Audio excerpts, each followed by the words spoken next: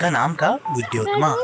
वह अत्यंत बुद्धिमती थी और उसने यह ऐलान कर रखा था कि मैं उसी पुरुष से विवाह करूंगी जो मुझे शास्त्रार्थ में हरा सके। राज्य भर के विद्वान आए पर कोई भी उसे हरा नहीं सका। कई अहंकारी विद्वानों को लगा कि एक राजकुमारी से शास्त्रार्थ में हारना उनके लिए बहुत अपमानजनक था। उन्होंने उस अपमान का बदला लेने के लिए एक योजना बनाई। अगर किसी मूर्ख को विद्वान की तरह सजा कर भेजा जाए और उसकी हम मदद कर दें तो हो सकता है कि हम राजकुमारी को मूर्ख बना दें। वह किसी मूर्ख की तलाश में निकल पड़े। रास्ते में उन्हें एक लकड़हारा मिला।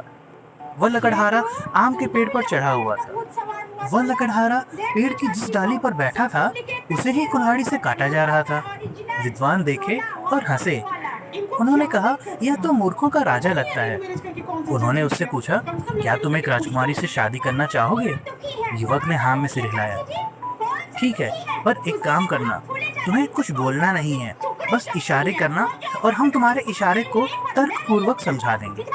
उन्होंने उसे अच्छे कपड़े दिए, तिलक लगाया और वह युवक तैयार हो गया। उन विद्वानों ने महल में जाकर राजकुमारी से कहा कि एक बड़े विद्वान ब्राह्मण आए हैं और उनका आज मौन व्रत है। अगर आपको उनसे शास्त्रार्थ करना है तो इशारों से कर सकती हैं। राजकुमारी मान गई। शास्त्रार्थ शुरू हुआ। विद्योत्मा ने उंगलियों के इशारे से कालिदास से तर्क करना शुरू किया। राजकुमारी विद्योत्मा ने एक उंगली दिखाई, अर्थात ईश्वर एक है। मूर्ख युवक को लगा कि राजकुमारी कह रही है कि वह उसकी एक आंख फोड़ देगी। बदले में उसने दो उंगलियां दिखाई कि वह उसकी दोनों आंखें फोड़ देगा। ब्राह्मणों ने उसके इशारों का अर्थ निकाला कि आत्मा और परमात्मा दोनों में ही ईश्वर बसते हैं। फिर विद्योत्मा ने 5 उंगलियां दिखाई, अर्थात 5 तत्व होते हैं, आकाश, वायु, अग्नि, जल और पृथ्वी। मूर्ख युवक को लगा कि राजकुमारी कह रही है कि वह उसे थप्पड़ मारेगी। बदले में उसने मुट्ठी बनाई कि अगर राजकुमारी ने उसे थप्पड़ मारा तो उसे घूंसा मारेगा। ब्राह्मणों ने उसके इशारे का अर्थ निकाला कि 5 तत्वों का अलग कोई औचित्य नहीं है। वह 5 तत्व एक होकर मानव शरीर को बनाते हैं। राजकुमारी चौंक गई। उसने सोचा, यह तो बहुत ज्ञानी प्रतीत होता है। उसने पराजय स्वीकार कर ली और उस युवक से विवाह कर लिया। विद्वानों की योजना सफल हुई। शादी के बाद वह युवक महल में ही रहने लगा। एक दिन विद्योत्मा ने उससे कुछ संस्कृत में पूछा तो युवक चुप रहा। विद्योत्मा ने फिर पूछा, उसने कुछ उत्तर नहीं दिया। अब राजकुमारी को शक होने लगा। उन्होंने कालिदास को पढ़ने के लिए कुछ ग्रंथ दिए तो कालिदास उसे समझ नहीं सके। तब विद्योत्मा को सच्चाई का पता चला कि वे अनपढ़ हैं। विद्योत्मा को यह महसूस हुआ कि उनके साथ एक भयंकर धोखा हुआ है।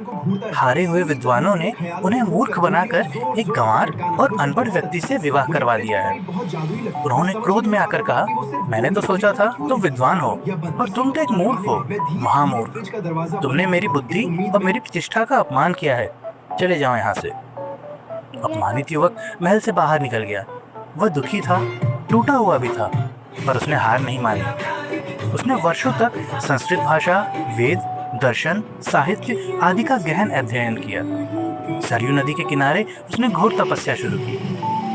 अपने ज्ञान को प्राप्त करने की चाह और माँ सरस्वती की कृपा से कालिदास एक अनपढ़ व्यक्ति से अब बन चुके थे भारत के सर्वश्रेष्ठ महाकवि। उसके पश्चात कालिदास ने जो लिखा वह अद्वितीय बन गया। उन्होंने अभिज्ञान शकुंतलम लिखा, प्रेम, करुणा और सौंदर्य का श्रेष्ठ नाटक, मेघदूतम, विरह की पेड़ा में डूबा एक काव्य, रघुवंशम, रघुकुल के राजाओं की गाथा और कुमार संभव, शिव पार्वती की कथा। ज्ञान प्राप्ति के बाद जब वह लौटे तो राजकुमारी विद्योत्मा ने कालिदास के सामने नतमस्तक होकर उनसे माफी मांगी और उन्होंने उसे माफ कर दिया। इस कहानी से हमें यह सीख मिलती है कि ज्ञान जन्म से नहीं, पुरुषार्थ और विनम्रता से प्राप्त होता है। अपमान अगर प्रेरणा बन जाए तो वही इंसान इतिहास तक रच सकता है। अगर ये कहानी आपके भी दिल को छू गई हो तो इस वीडियो